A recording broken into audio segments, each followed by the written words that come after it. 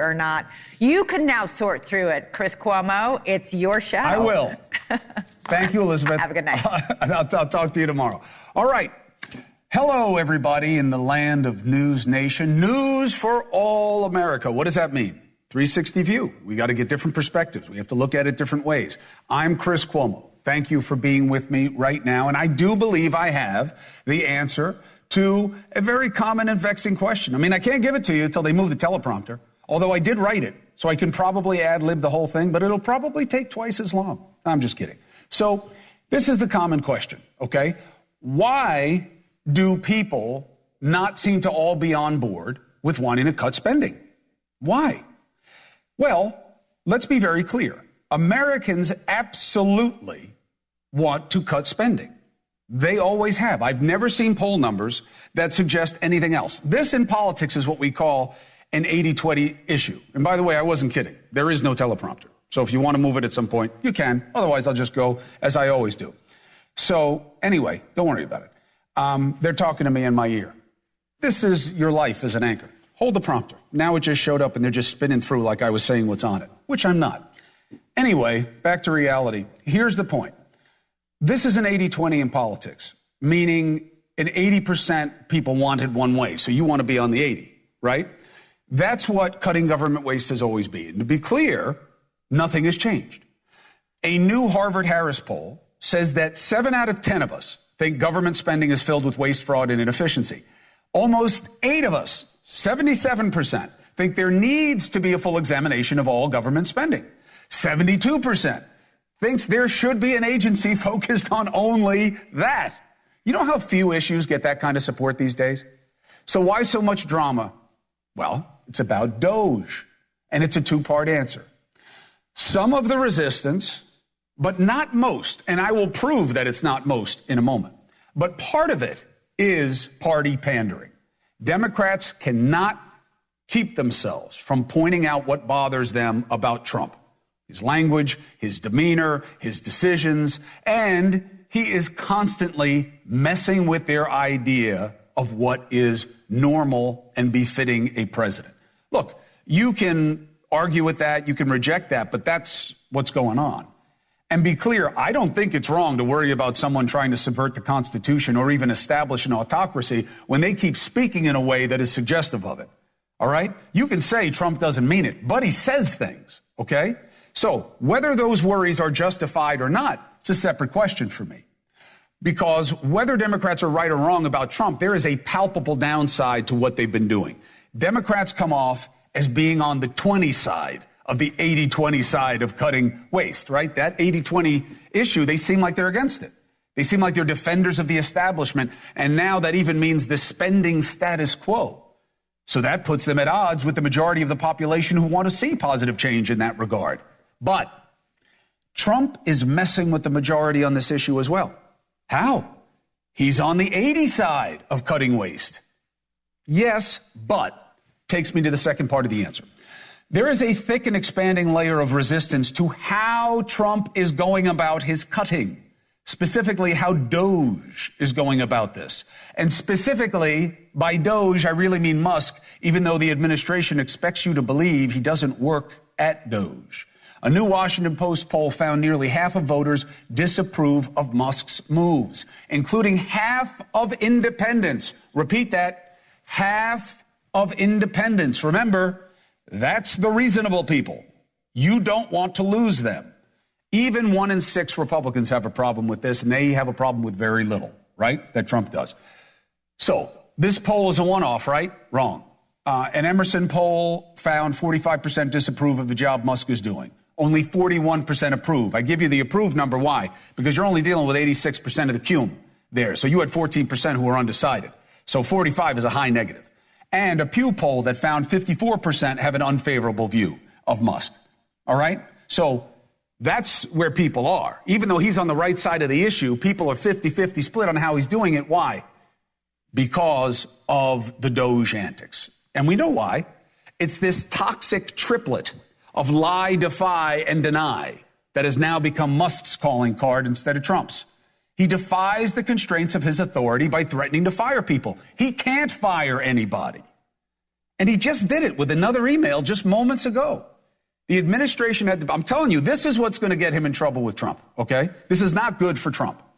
He says, if you don't, look, the email's not a problem. I don't have a problem with an efficiency email. What have you been doing? Now, there was overreach because he can't send this to everybody and he shouldn't have. And you'll never be able to process the replies. And you can't say that you're going to fire people for not doing it because who the hell are you?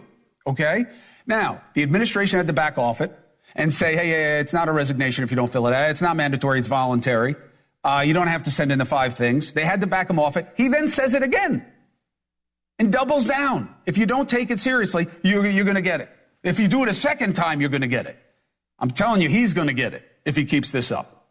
Because the administration does not want to keep cleaning up for him. And right before the show, he basically told the administration, Elon Musk did, to go show my face right now. You know what this means in Italian? Let's see how long it takes them to show me. It's like 1975 in this control room. Come on, there you go. You know what this means? Beep, in Italian. You know what this means? This is what he's doing to the administration, Elon Musk. You think you're going to tell me what to say? You think you're going to keep me on track? You think you're going to have me play by your rules? Beep. That is not a nice thing to do to somebody. Subject to the discretion of the president, they'll be given another chance. Failure to respond a second time will result in termination. Who said that? The first part is right. It's all about the president. Musk has no power. Right? He's just Trump's boy. What do you mean? Then it'll be. No, it won't. He has no ability to fire anybody. And that's what's getting people sideways with the effort. Trump's own cabinet officials had to push back on this.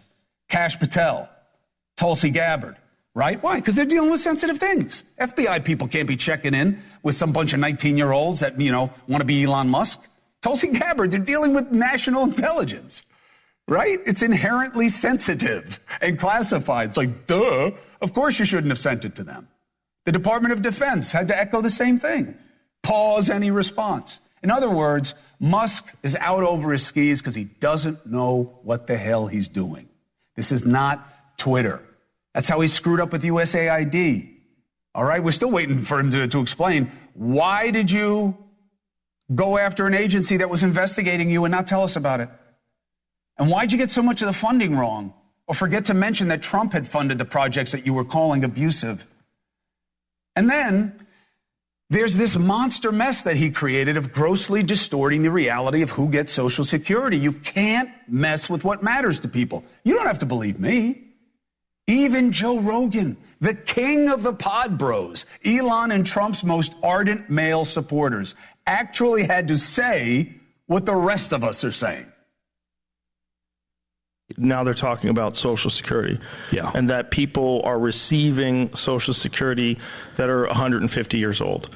But I don't think that is the reality as it's being explained by people who understand COBOL, the language. But it doesn't even necessarily mean that all these people are receiving checks. Right.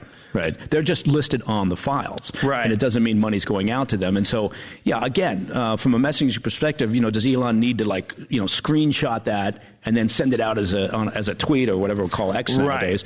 And then suddenly you've got, a couple million people going, oh my God, we're paying dead people. Well, Right. That's the problem with being hyperbolic. He hated having to say that. I mean, this is, talk about hyperbolic. The whole podcast is hyperbolic. That's one of the things that makes it so interesting to listen to and watch for me. But not on this. But they hate that they have to say it, but they have to. Because Musk is doing so much dumb stuff for a genius. Okay? And again, I'm not a words guy. I don't really care what Musk says or tweets. I don't really care what Trump says or tweets. Why? Because they're both prone to hyperbole, as Joe Rogan says. And I believe a lot of what they say is noise. And I watch what gets done or not done. My beef is they keep saying they're finding things, but they won't prove it. Doge's website claims it saved $55 billion, right? You keep hearing that, right? Layoffs, canceled contracts, lease renegotiations, fraud detection, 55. Where's the proof? 75% of that is unaccounted for. And by the way, this isn't a gotcha. You think you're going to get Congress to go ahead with your suggestions when you can't prove it, even to your own website? You think Congress is going to go along with it? When a lot of that cutting is going to hurt their constituencies? Good luck. People on both sides of the aisle join independents in wanting a better level of professionalism and precision. How do we know? Same poll. Okay? The polls show it. And Republicans held town halls over the weekend across the country. From Georgia to Wisconsin to Oregon, town halls were filled with voters pissed about how Musk is messing with things. That same poll, 58% of voters don't want Doge employees to have sensitive information on them like Social Security numbers. Why? Because they don't like how he tried to trash Social Security. It matters to people. For most of the people who are eligible for it, it's all they're going to have. 40% of Republicans, 63% of independents believe the numbers. My other beef is that while I favor efficiencies in government like everybody else, it's being exaggerated as a solution to our fiscal problems. Prices are still high. Our deficits are huge. And Trump's early budget suggestions are taking us in the wrong direction. And that's not what I'm saying. That's what his fellow conservatives are saying. A recent Gallup poll found only 20% of Americans think the economy is good or excellent. That's down from 26% in January. A Reuters poll found 53% believe the economy is on the wrong track, up from 43% in January. Only 32% approve of Trump's handling of inflation. Those are terrible numbers. And that's why they're trying to distract from them, but they better get it right if they're going to distract. Because this Doge isn't getting it done. The people who voted for Trump were not asking for Elon's antics. They wanted better, specifically when it comes to their pockets. And they're still waiting. Now, within that, Democrats who are watching and being smart see an opportunity. And the man who is actually, to me, the intellectual leader of that group is James Carville. And he is now all over my phone. Oh, yeah, all over my phone, because he said, with what's happening right now, Trump's White House may collapse within 30 days. And here he is now. Well, it worked, James. Here you are with everybody asking you about this, which is exactly why you said it. So bravo. Thank you. You figured it out. Very smart. And the kind of guy it took 8 years to get out of undergraduate school to LSU, be the intellectual leader or anything, but okay, I'm the intellectual leader. Well, it's because you're the only one who's looking at it strategically as opposed to just, reactively. You know what I mean? Right. You're thinking about what it means. What do you see in the status quo of Trump's first few weeks here that you believe has promise of opportunity? Well, very fair question. First, he started out with the lowest approval of any president ever started in the history of polling. His numbers are going down. I just looked at the numbers you put up, 32% on inflation. Literally every Western democracy government has fell because of inflation. So I place a lot of stock on that. The trend is going the wrong way. But the real thing here, Chris, is the calendar. And what I'm asking Democrats to do is remember, I think it was Howard McMillan and Howard Wilson said, events, my dear boy, events. So they have to produce a budget by March the 14th. They have to go through reconciliation. They can't not do it. They have to extend the debt limit. And what I am suggesting to Democrats, don't have press conferences, don't yell, don't scream, don't throw your hands in the air. Just let and you learned baseball when you were a kid, just like I did. You were taught to let the ball come to you. Don't charge the ball. Mm-hmm. Let the ball come to you, then throw it. The ball is coming to us. And the other thing that I place a lot of stock in are these organic town halls. These are not being organized by Democratic interest groups. These are not being organized by the DNC. These are just people coming up and saying, we don't like this at all. And you're seeing it in as you point out, very, very smartly, in Georgia, in Wisconsin, in Oregon. I saw something even in Idaho. You know, when you're starting to lose Idaho, you got some problems. So I think we just have to play possum for a little while, just let them keep coming. And Musk will turn out, if they keep him, will be the greatest generator, let me say this very specifically, the greatest generator of Democratic turnout ever, more than Barack Obama. Musk will turn out more Democrats than Obama could. And I understand the gravity of that statement, but if he keeps going, that's what's going to happen. Why? Excuse me, Chris? Why? I think we're having a sound issue here. Can you hear me now? I'm sorry, but we're having a technology glitch in the middle of this. All right, then let's let James go. If he can't hear me, can you hear me or no? Well, go ahead. Ask the question again. I'm sorry. Go ahead. I hear you now. I just asked, why do you think that about Musk? Well, I was privy to some data that in a very critical state.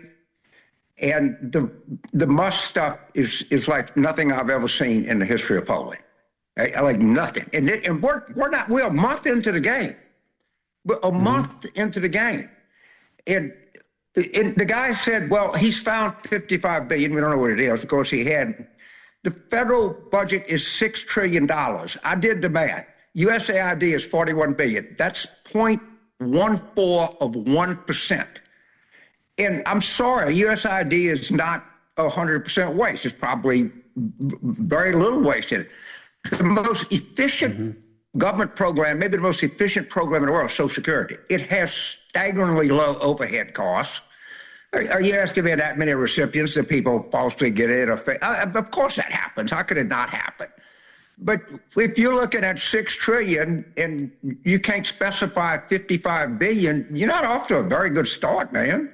I mean, I would have thought out of $6 trillion that 5% of it is wasted. And I would think that would be a very generous number. They hadn't found a 0.2% yet. And these are people with 185 IQs rummaging through the government.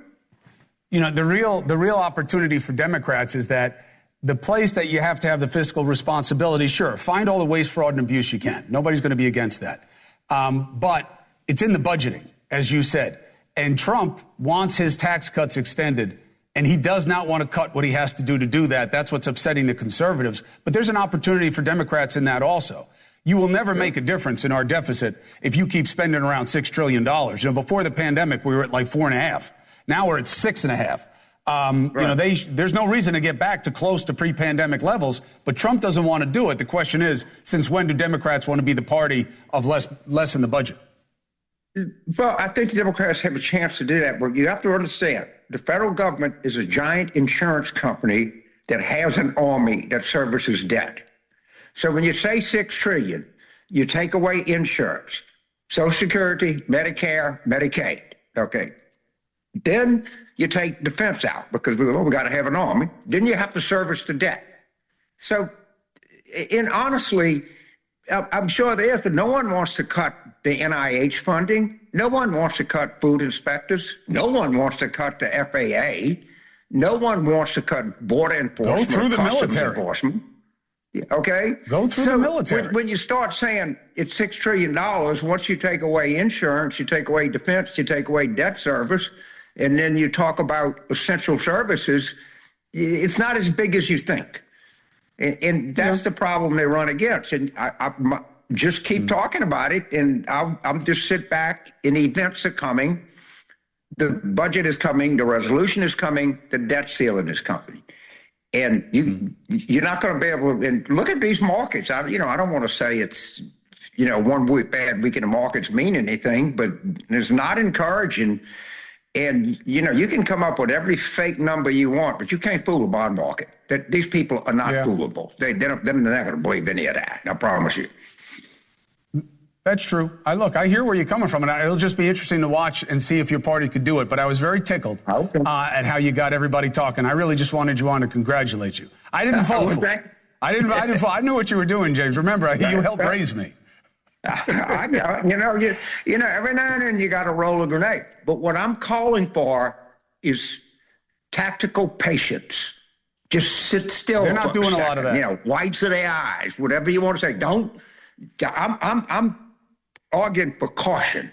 I'm arguing. I know, but you're just stay there. Your party is the party of breathlessness and pearl clutching and hyper-reactionary things. And if you say something that's a little crazy, you're a Nazi and, canceling, I don't know that they'll follow your advice, but it's the right advice. James Carville, thank you very much. I appreciate it. Thank you, Chris. As always. Thank you for your kind words. Absolutely. Thank you. the intellectual head, if not the sartorial head of the new Democratic Party. 4 minutes and 35 seconds. Coming up, how does a sitting Republican member of Congress who actually served in the first Trump administration as a cabinet secretary, the head of the Interior, how does he see the Doge efforts? And how does he see these poll numbers and what is to come for this administration with the budget? A man with a seat on the front lines. Next. All America. What does that mean? Are they really across all America? NewsNation, with over 6,000 journalists in 200 stations covering the nation. That's news for all Americans, from journalists that respect all Americans. You are who NewsNation is built to support. From sea to shining sea, trust the only network who actually is what we say we are. NewsNation, news for all Americans. Some of Trump's biggest and most important cabinet picks had to tell their staffs to ignore Musk's email directive sent out over the weekend. You think the administration is getting the message that they have to control their Doge? Let's ask Montana Republican member of Congress, Ryan Zinke. You see what I did there, Ryan, with the dog Doge thing? Come on, I did. Great show, Chris. I love James. At the end of the day, he's wrong, though, because Democrats are not going to sit there with their hands, quietly sitting down. And they're supporting the wrong things, with Doge. Let's look at it. There's 3 steps. One is to expose. And no doubt, I think we can all agree that there is exposing of things that we should never, ever pay for with tax dollars. Now, the second part is we got to confirm. So if you pointed out that the savings is somewhere, I've seen numbers from $50 billion to $1 trillion of waste, fraud, and abuse. And then, of course, when you have shining examples like $17 million spent on condoms for Taliban, or millions of dollars spent on sex change operations in Guatemala, that just gives credence and efficacy to the larger effort. So, I'm a patient guy. I think he's doing the right thing. And what's pointed out, too, he's got people with enormously high intellectual and looking at these things. I think they need to be confirmed. And when they are, and if they are, then I think that will be part of the budget reconciliation process, because savings is savings no matter where it comes from. And you're right. We're dealing with $1 trillion of interest and $26 trillion in debt. Right. Condoms to some place called Gaza in North Africa, that's one thing. But when he comes to Congress with a list of things that affect people's constituencies, we'll see how they feel about it, let alone if he can't prove what the numbers are. I mean, that's my concern on the confirmation side, as you call it. I mean, the Democrats are going crazy because of the optics. The guy's walking around with a chainsaw. Right. He keeps saying he can fire people. We both know this guy used to be a Democrat. You change the R's to the D's, you'd be going crazy too, Ryan. You'd be saying this guy is a threat to the Constitution. Now they're saying he doesn't work for Doge in open court. I mean, that's what they're crazy about. It wouldn't be that different if you switch the R's and the D's, would it? No, and he's a threat, right? You look at the waste, fraud, and abuse. And I'm all double thumbs up for the effort. Did he get ahead of his skis? Well, he has President Trump and presidents in charge. But look, you have the richest man in the world and President Trump. And you have 2 of them basically in the same area, and they're chartered. He is chartered with finding waste, and he's finding it. But the tough part of the climb is let's make sure this waste is confirmed. Because there's one thing to look through a sheet, and look, if this sheet is so large you need AI to dig through it, that's a problem. And then if the fraud is really there, then the last part about it is Congress. You need to step to the plate and get rid of it. It should never have been there in the beginning. How is it that you have $2 billion going out to Stacey Abrams in this deal that no one knows about? And I sit on appropriations. I never saw this. So how does $2 billion leave the Treasury? Yeah. Yeah, but he got it wrong. Again, it's going to be confirmed. Those aren't the right we'll numbers about that. Yeah. I mean, that's my problem with it but let's put him to the side. I think the real problem for you guys, I want your take on this. People voted for Trump because they were pissed off about the economy / the status quo, and the Democrats own the status quo and were somewhat in denial of it, right? That's poison in politics. Right. They lost. Fine. Shame on them. But the economy numbers are not good. And that has to be a concern going into the budgeting process, where a lot of your brothers and sisters want him to cut a lot more from the budget than he seems prepared to do to extend his tax cuts. And what are you going to do about that? Well, Chris, I think it all comes down to a simple ledger. You have the tax extensions. You know, those are personal tax extensions for single, for married, for research and development, for death tax, really important for Montana. Then you have the campaign promises. You have no tax on tips, no tax wages, on seniors, no tax, no tax, no tax. Tips, and all that adds up to a cost. And then you have the savings that are supposed to mitigate that. But at the end of the day, it comes down to a ledger sheet. You can't go further in debt by saying, I'm gonna cut this cost without making sure you don't raise your spending. And we have a spending problem. You know, spending over the last when he few comes to you and says has gone up. This is all I'm saying, and I am not in any way questioning your toughness. I respect your service to this country. I want no part of being on the wrong side of you. What I'm saying is, when he says, what part of give me what I want do you not understand? I want to extend the tax cuts, and they'll pay for themselves, and Doge is not going to be anywhere near it. They may suggest it will be, but he'll say the tax cuts are going to pay for themselves. I'm not cutting any more than this. Give me what I want. What do you think the party does? Well, James talked about our budget. So we only appropriate about a third, and that's half that's defense. The big spending problem is the three ships. It's Social Security, Medicare, Medicaid.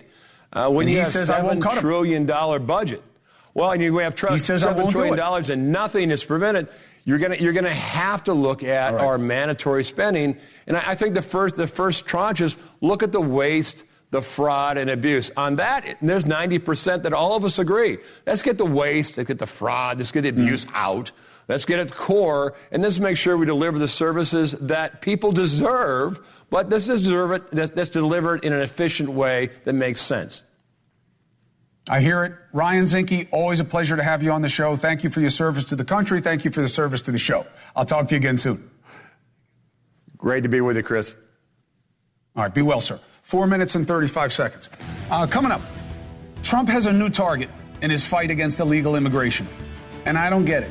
I don't get this move on unaccompanied kids. I don't understand the rationale. I didn't know about it. Otherwise, I would have asked Tom Homan about it the other night. I'm going to give you the numbers of the reality and what the administration is telling you is true about unaccompanied minors, because you need to get it right. And then we'll talk about whether or not this is the right move at all. All right. Immigration. Illegal immigration. Encounters at the border are down. But Trump wants big numbers of deportations, so they need a new target. Kids, unaccompanied minors specifically. Are they criminal threats? No.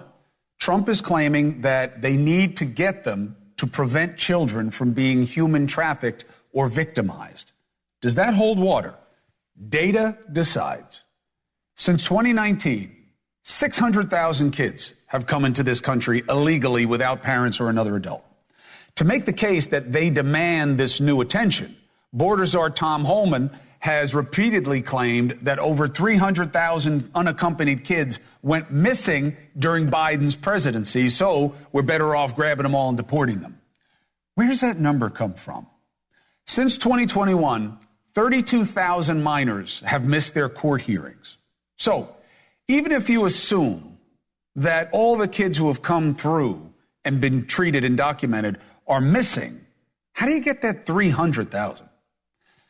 There was a report from DHS in August of 2024, just 3 months before Trump won the election.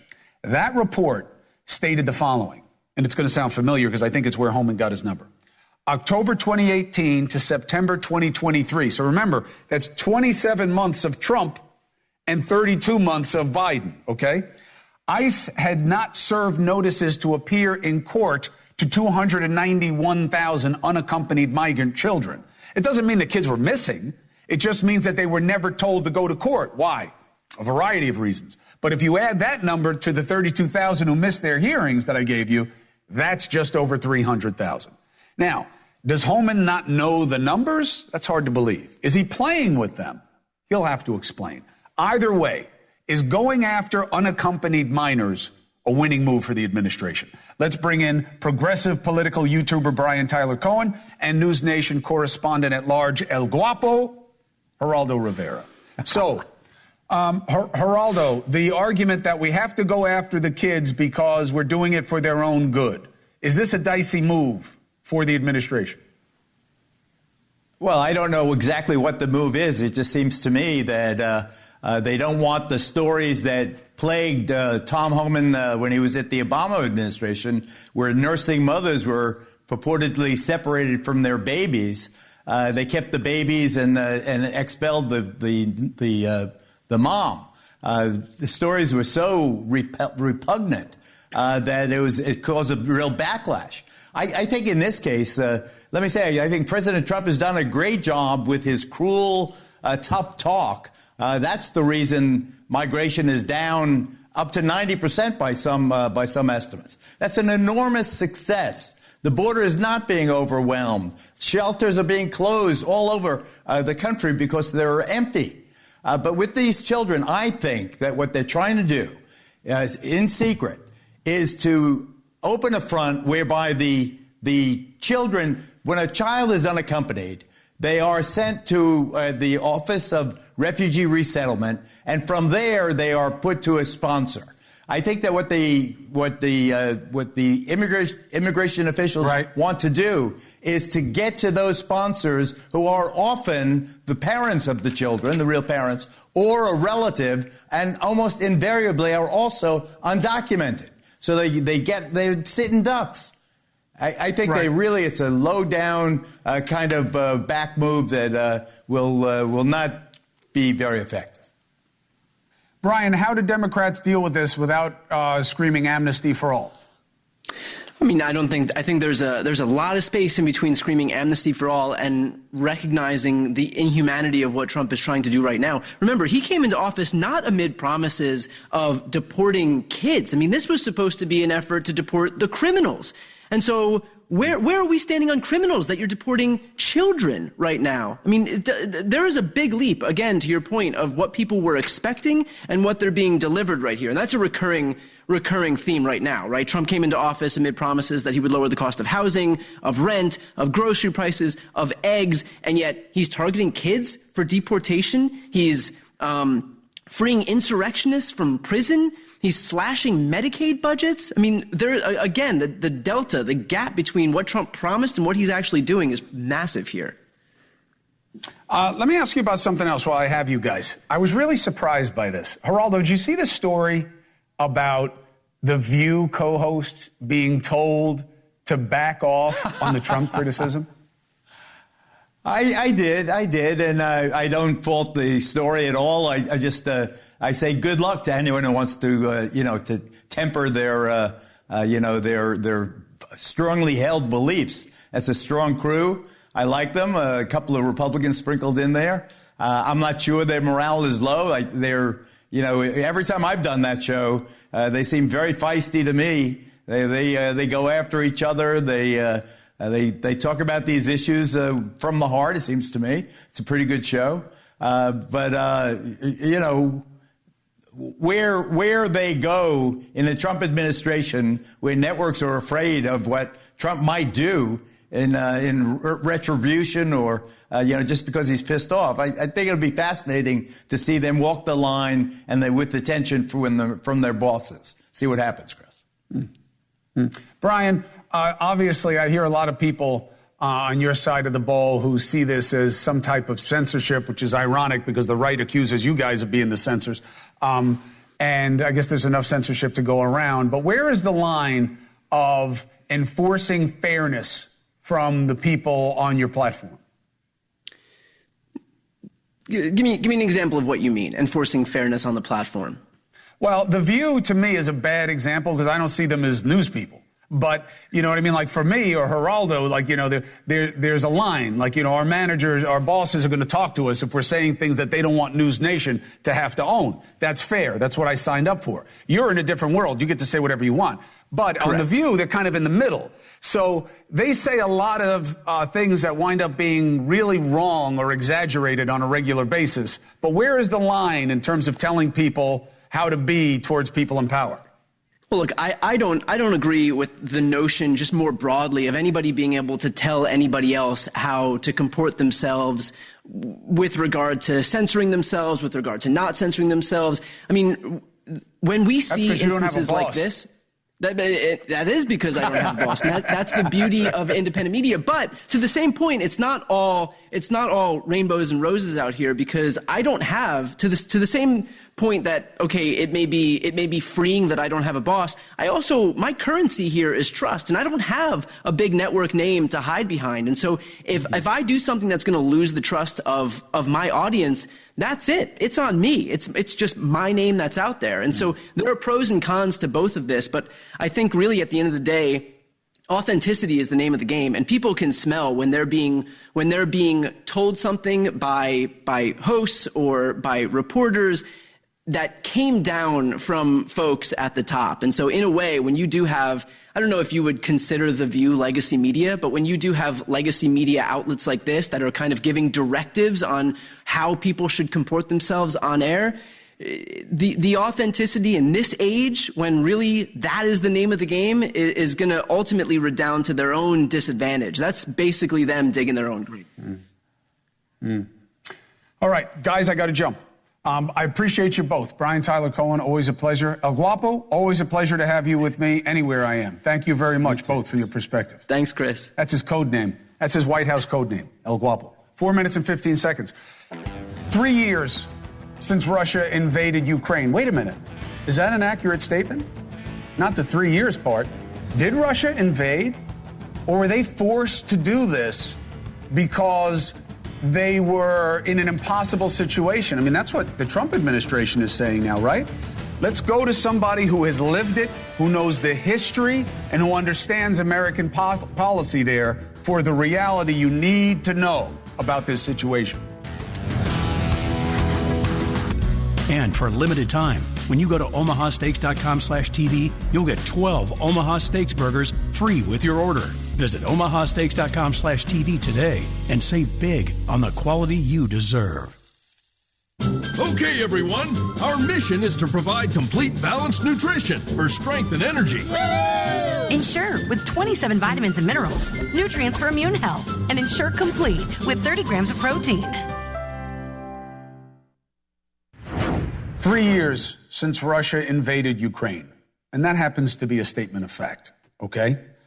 Hundreds of thousands of lives have been lost. It's the deadliest European conflict since World War II. And Trump, our president, said today that he thought the war could end within weeks. This comes after calling Ukraine's leader Zelensky a dictator and basically suggesting that they had a role in Russia doing what they had to do. Dan Rice joins us, special advisor to the Ukrainian military, and he joins me live from the front lines in Dnipro, Ukraine. You guys doing okay out there? You all right? Yeah, how you doing, Chris? Yeah, I'm here in Dnipro, which is a beautiful city. We're about 100 kilometers from the front lines. Get shelled pretty regularly, but the people here are really resilient, and it's a great community.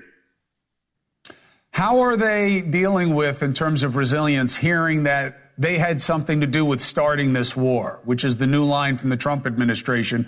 And what does that do to the relative leverage? Well, when you're facing an existential threat of the enormous Russian army coming down on you, bearing down on you, committing all these horrible, heinous war crimes, stealing children, raping, looting, it's a completely disruptive army that's disgusting.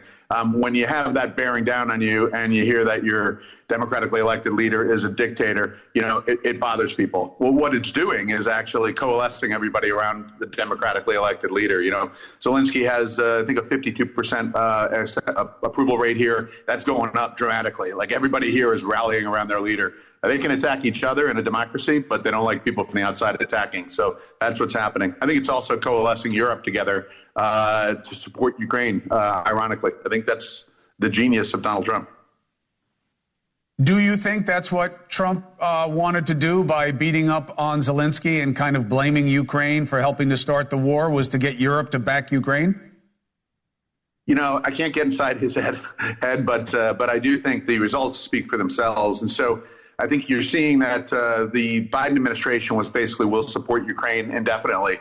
And we weren't giving Ukraine enough to win. And that's a losing strategy because Ukraine's far smaller and can't win a war of attrition. So Donald Trump coming in saying he wants peace and he's adamantly seeking peace, I think gives people hope. You know, your lips to God's ear if it can end in a week or two, but I don't think it can. But I think getting the dialogue going, getting discussions with the Russians, giving them a potential off-ramp. You know, Russia's getting really hit hard here. They've lost 850,000 casualties. By May, they're going to hit 1 million Russian casualties. They're getting hit hard. Their economy's hurting. They've got a 21% interest rate. They've got a 9.9% inflation rate and growing.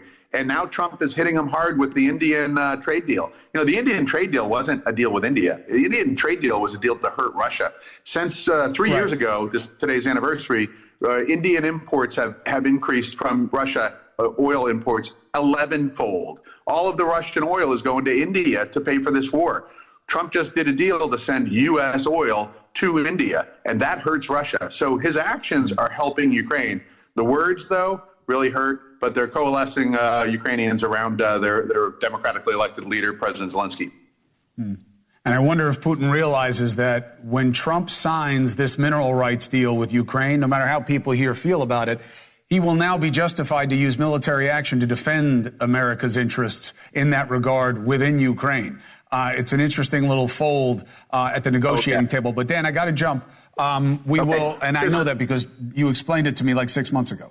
But we will continue the conversation. Please stay safe, and thank you for the insight. Great to see you, Chris. Thank you. Thanks for your support. All right. Be well, stay safe. We'll be right back.